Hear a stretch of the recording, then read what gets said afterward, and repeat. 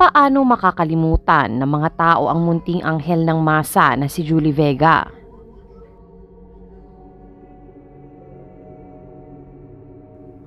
Bago pa man dumating si Judy Ann Santos at Claudine Barreto, narito muna si Julia Pearl Postigo o mas kilala bilang Julie Vega. Isang hinahangaang aktres at mga awit noong kanyang henerasyon magpahanggang ngayon.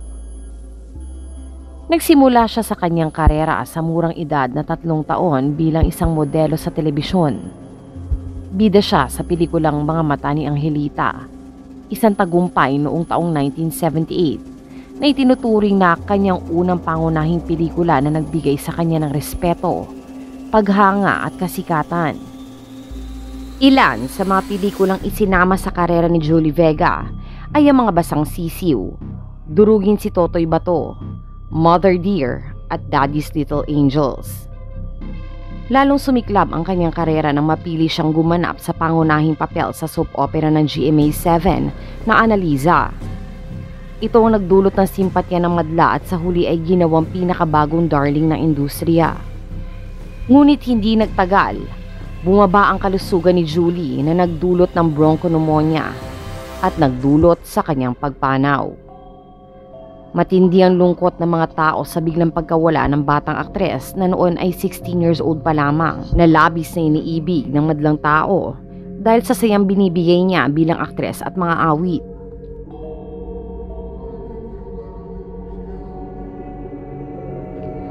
Ang trahedyang ito ay hindi nakaligtas sa kontrobersiya ng balibalita ukol sa kanyang kamatayan. Hindi lamang daw dulot ng kahinaang kalusugan ito, kundi ng mga elemento na hindi kapani-paniwala. Naniniwala ang mga tao na siya at ang kanyang pamilya ay naapektuhan ng ibang puwersang hindi kayang kontrolin. Isinalaysay na bumaba ang kalusugan ni Julie pagkatapos kunan ang pelikulang Lovingly Yours, Helen. Ito ay isang programa tuwing linggo na ipinapalabas sa GMA7 mula 1980 hanggang 1996 na naging isang anthology movie noong 1984 dahil sa kanyang popularidad.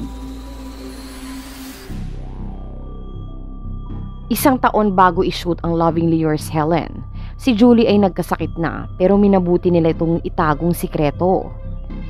Mga sadista kasi ang ibang press people at konti lang ang nagmamahal sa kanya, sabi ng kanyang ama na may lungkot sa mata. Ayon nito sa panayam sa Times Journal.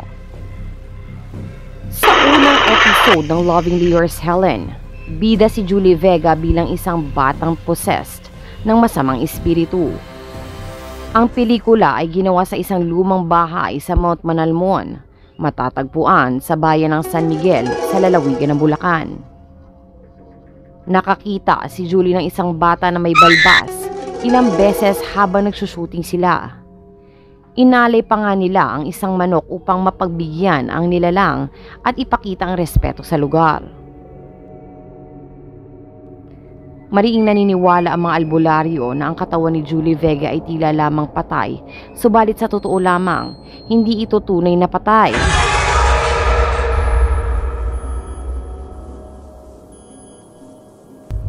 Sinasabi na ang mga engkanto ay dinala lamang ang kaluluwa ni Julie Vega, subalit ang katawan ay buhay pa. Maaaring nagawa nilang isang ritual upang bumalik si Julie Vega sa kanyang katawan, ngunit masyado na itong huli. At syempre, hindi na paniniwalaan ng karamihan ang ganito mga bagay. Mayroon pa rin nagsasabi na si Julie Vega ay kasama na ngayon ng mga engkanto, sumasayaw sa paligid ng kagubatan sa Mount Manalmon. Samantalang ito ang paniniwala ng mga tagabayan, may iba namang naniniwala na ang pamilya ay dumaranas ng malas matapos bilhin ni Julie ang kanilang bahay. Ang ilan sa simbahan na nakikiramay sa pamilya ay naalala na hindi swerte ang pamilya Postigo sa bahay na binili nila gamit ang kinita ni Julie noong taong 1982. Less than 100 days matapos ang pagbili ng bahay na ito, ang ikalawang anak na si Jeffrey ay tinaga hanggang sa mamatay. Naisip lamang ito ni Mrs. Postigo dahil naalala niya ang sinabi ng manghuhula sa kanya. Nang pumunta si Mrs. Postigo upang alamin kung sino ang pumatay sa kanyang anak, sinabi ng babae sa kanya, "Mrs., may anak ba kayong babae?" Ingatan niyo po siya, ipagdasal niyo siya.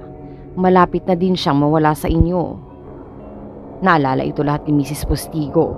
Itong babalang ito lamang noong magseryoso ang sakit ni Julie.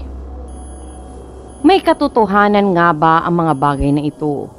Mapapaisip ka na lamang kung tunay bang nakita na mahuhula ang mangyayari at hindi tinugunan ng pamilya ang babala. Isang bagay lang ang sigurado. Sobra ang lungkot ng pamilya sa nangyari sa kanilang buhay na ilang beses nang nawala ng mga miyembro ng kanilang pamilya. Hindi maipaliwanag ni Dr. Postigo ang kanyang lungkot. Bakit ganito? Bakit mabigat ang buhay para sa akin?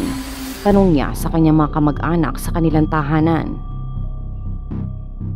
Maraming dahilan ang lumitaw ukol sa pagkamatay ni Julie. Isa na nga riyan ang pagkakaroon niya ng Guillain-Barré syndrome. Ano man ang totoo, tinanggap na ito ng kanyang pamilya.